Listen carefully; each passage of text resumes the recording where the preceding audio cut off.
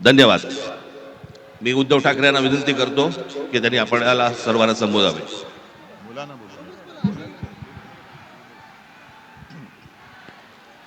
आज केवळ मी आपलं अभिनंदन नाही करत आहे, तर देशातल्या तमाम देशभक्तांना अभिवादन करत आहे.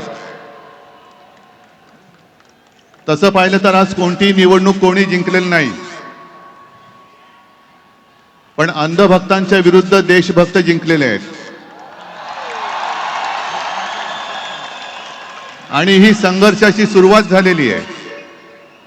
हा संघर्ष भाजप विरुद्ध भारत असा हा संघर्ष आहे.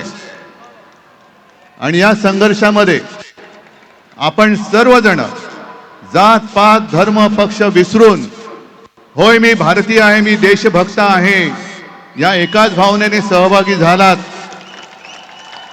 आणि मी कालच म्हटलेलं आहे की एका झुरळाने हुकुमशहाला नमवलेलं आहे. हा खरा विष्णूचा अवतार आहे.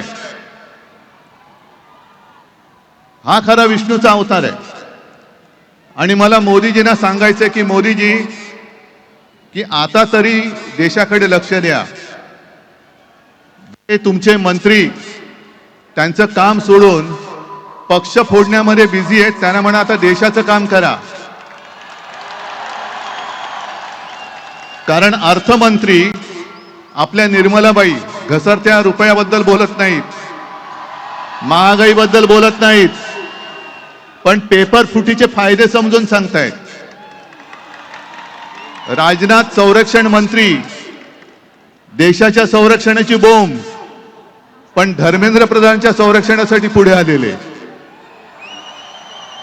आपले खड्डा मंत्री नाही, रस्ता मंत्री, ते इथेनॉल वरती बोलतायत. हा पुढचा विषय नक्की आहे.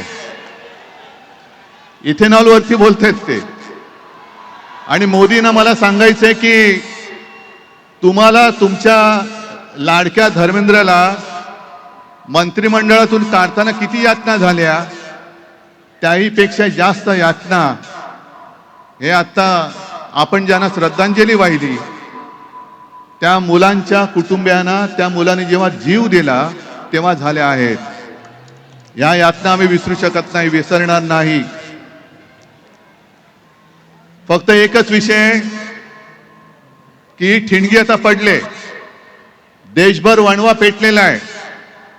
लगेच आम्हाला विचारतात काय हो, निवडणुकीला 3 वर्ष आहेत, निवडणुका